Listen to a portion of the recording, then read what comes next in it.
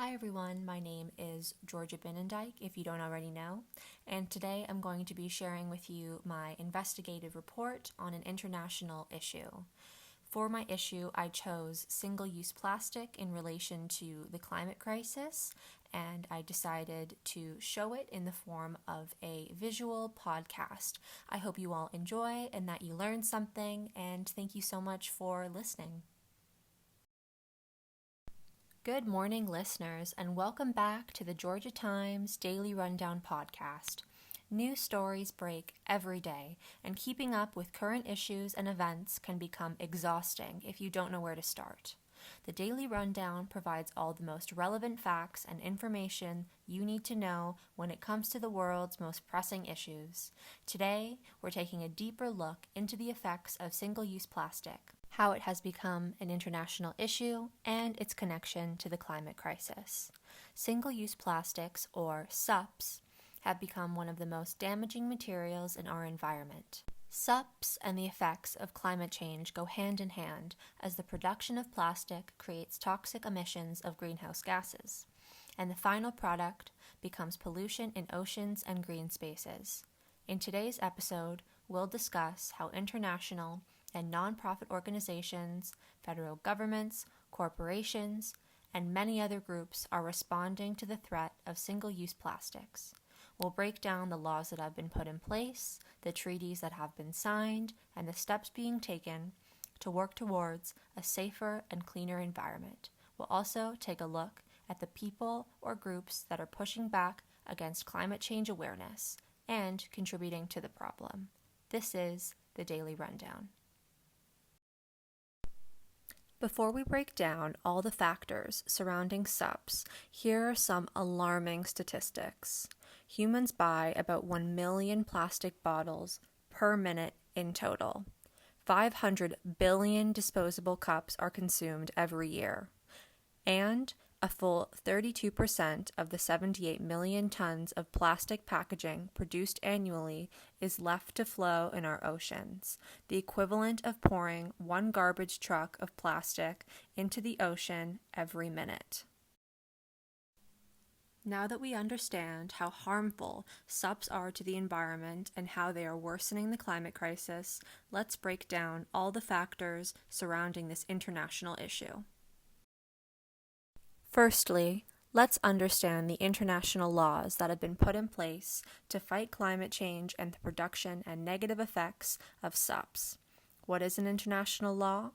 Oxford Dictionary defines the term as a body of rules established by custom or treaty and recognized by nations as binding in their relations with one another. International laws outline the relationships countries have with one another and the rules they must follow. While private law deals with individuals or companies, international laws are followed and enforced by states. International laws bring countries together to work towards a common goal or good. In the case of the climate crisis and SUPs, international laws can and have had a massive impact on reversing climate change and halting the mass production of SUPs. To get the full story on some of the international treaties that focus on climate change and SUPs, the Georgia Times spoke to the source. The United Nations has facilitated the creation and discussion of countless treaties, including 3 that just so happen to deal in the issues of the climate crisis and plastic production and waste. Emily Freeman has been a representative of the UN for over 5 years. Thank you so much for joining us, Emily. Could you shine a little bit of light on these international laws and what they do? Thank you so much for having me. And of course, the Paris Climate Agreement was first developed in 2015 as an international treaty that would bring the world together to fight climate change and environmental deterioration. Over a span of almost 7 years, 197 countries have signed the agreement, and its goal is to hold corporations and other groups accountable for the greenhouse gases and pollution that they create. The Basel Convention is another global agreement that looks to stop toxic pollution in the environment. Ratified in 1992, the Convention's major purpose is to manage the toxic, poisonous, explosive, corrosive, flammable, ecotoxic, and infectious wastes that are disposed and making sure that nothing ends up in bodies of water or green spaces, generally any areas with human and living thing inhabitants. It has been signed by over 170 countries and helps minimize the toxic waste produced. Lastly, finalized in 1987, the Montreal Protocol is a global agreement created to lessen emissions of ozone-depleting gases and substances. The production of plastic is a large contributor to greenhouse gases, and this global agreement has been put in place to protect our Earth and its protective layer. Overall, these international laws bring the world's most powerful people together to work towards a better future and to create concrete guidelines that must be followed. Thank you so much for the insight, Emily. Now that we've covered the international laws at play in this global issue of climate change and SUPs, let's look at the international governance organizations that have gotten involved. International governance organizations provide different services and supports to the nations that are members. They can give aid in times of need, administer resources and information, and facilitate meetings between members. We've already seen that the United Nations, one of the most well-known and established international governance organizations, have been a present contributor, facilitating treaties to reverse climate change and limit SUPs. They've also supported and funded efforts to combat the effects of single-use plastics. In 2016, the UN's Environmental Division put the spotlight on an organization called Plastic Patrol that cleans up oceans and water spaces, raising awareness for the negative effects of single waste. The World Health Organization, or WHO, has also become a powerful supporter of climate change awareness and the limiting of SUPs. WHO has released multiple studies on the negative effects of single-use plastics and has put millions into the research of microplastics in drinking water and how they can affect the health of humans and the planet. Finally, the World Institute for Development Research, or WIDER, has done multiple studies and assessments on the harmful effects of single-use plastic and the factors that contribute to the problem. These international organizations are using their influence and power to help educate the public on the effects of SUPs and are using their resources to fund projects to limit SUP production and waste and fight climate change. Next on the list of factors are individuals, corporations, and government agencies. These groups have no international jurisdiction and administer change on a smaller scale, whether that's one country's government, one branch of their government, one company, or one person. State governments are fighting for a cleaner and healthier environment in many different ways. The Canadian Council of Ministers of the Environment announced that Canada will ban SUPs by the end of 2021 and looks forward to zero plastic waste by the end of 2030.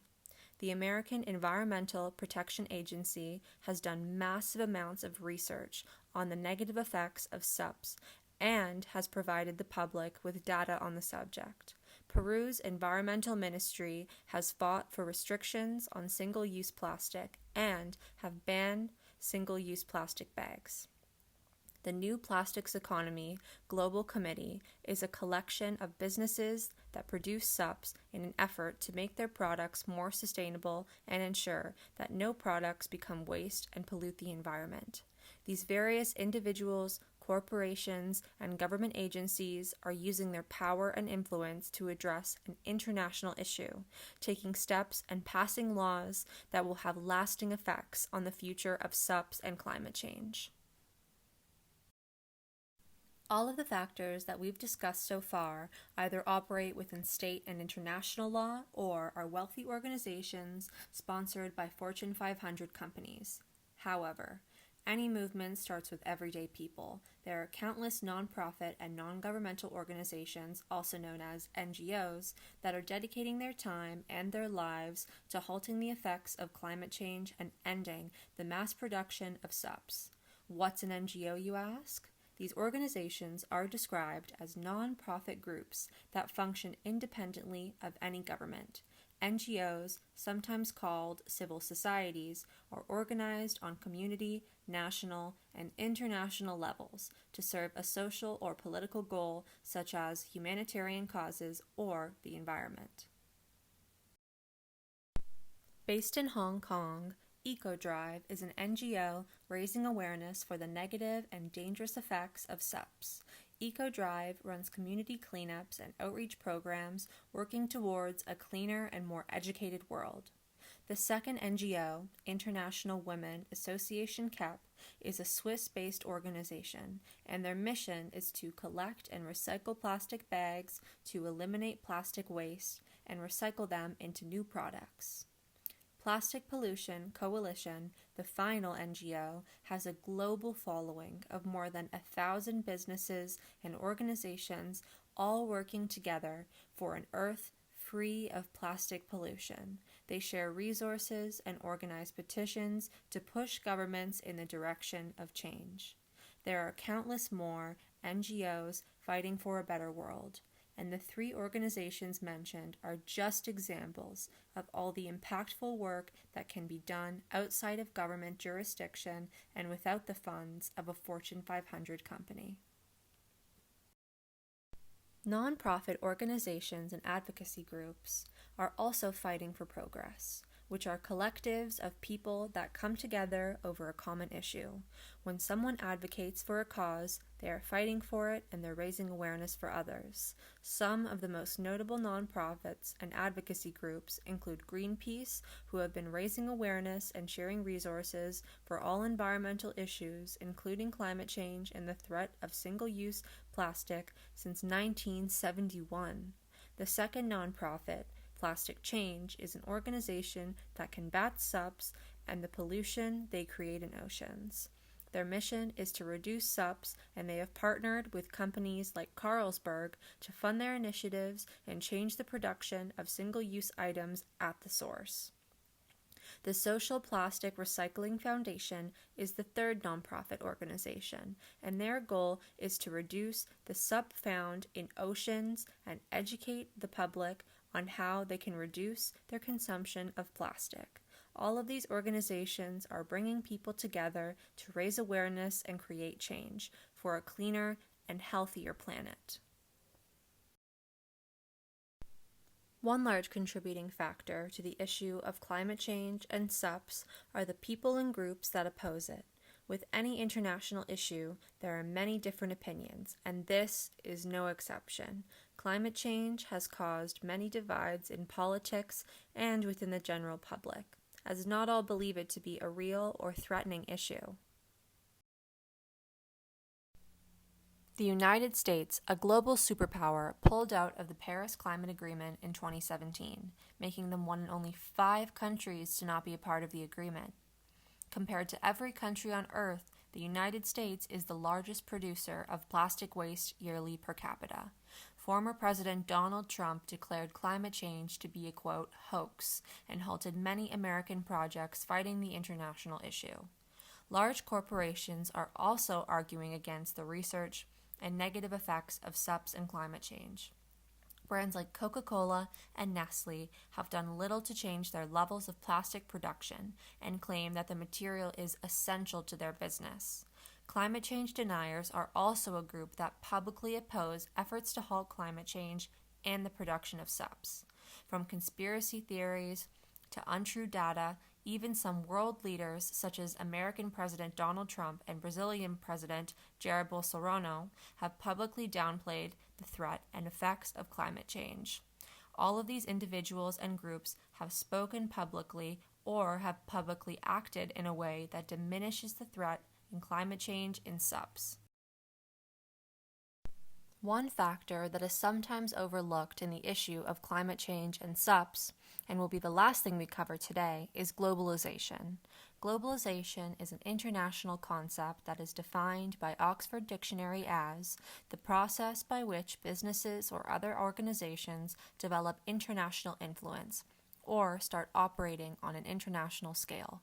In simpler terms, globalization is the increase in interaction, exchanges of goods and services between growing numbers of people and countries.